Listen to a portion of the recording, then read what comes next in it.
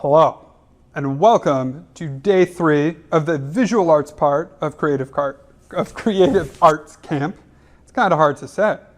Now, today, I know that your stories all involved looking for something or searching for something that was lost. So I wanted to pick a project that we could do in your field guide that would make you think about that, okay? Not just when you look at it later, but even in the way that we're going to make it. So what I did is I grabbed some of my other crayons, okay? Because I know that they're kind of soft, and these are the ones that I want to use for this. Now, if you find that your crayons that you're using are breaking or aren't really working the way that they're supposed to, look around. Maybe you have another set that you used for school that are now just kind of laying around, or maybe one of your siblings has a set of crayons that you could use. This one, we're not going to be breaking them, at least not on purpose, so you can borrow some crayons. What we're going to start with is we're going to pick some really light colors.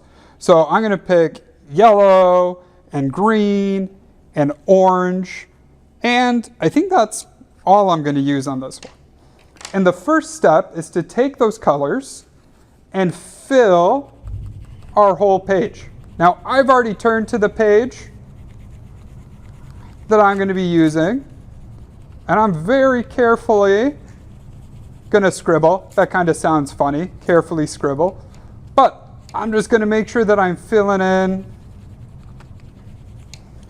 all of the white spots.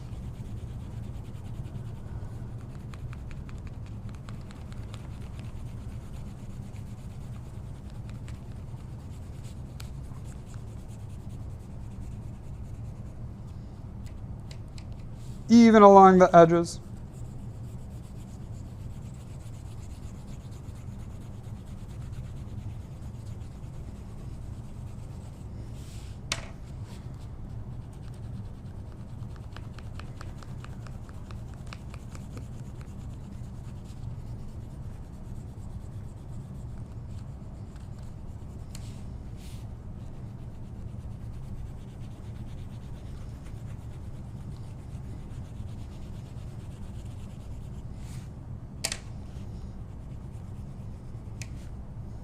Okay, now you can make any kind of design you want, but you want big spaces of color, because we're actually going to be covering up this with a black crayon.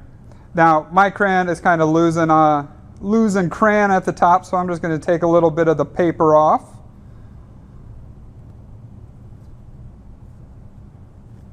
There we go. And what I'm going to do is I'm going to press nice and hard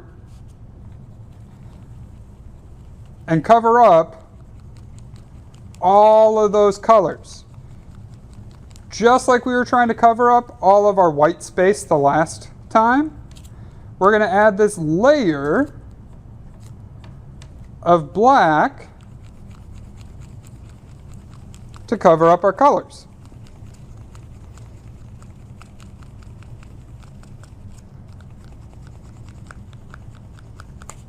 Oops. I said we weren't going to break crayons, and now I'm breaking crayons. But that's okay. I think you guys are going to be more gentle than I am.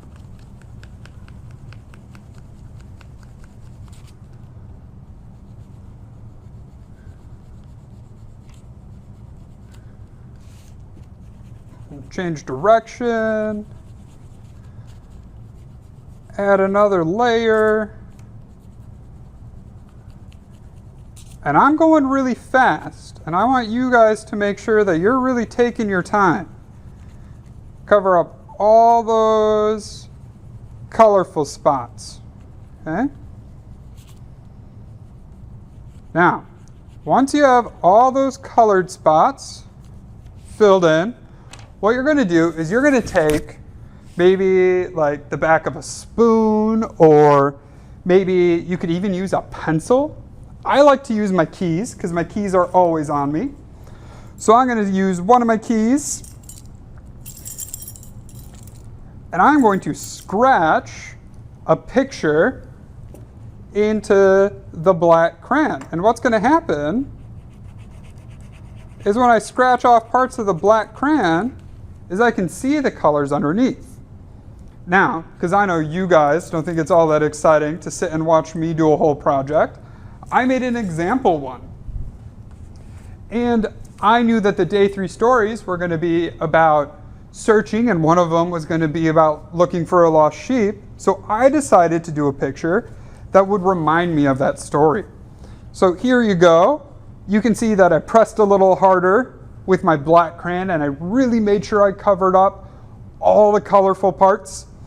And I decided to do kind of a cute, fluffy sheep with my key. So I can't wait to see what you guys make. Make sure you really take your time and cover up all of the white spaces first with colorful crayons, and then you cover up all the colorful parts with your black crayon. And then when you're scratching off the black, you'll be able to make a nice bright picture to show something that you learned today on day 3.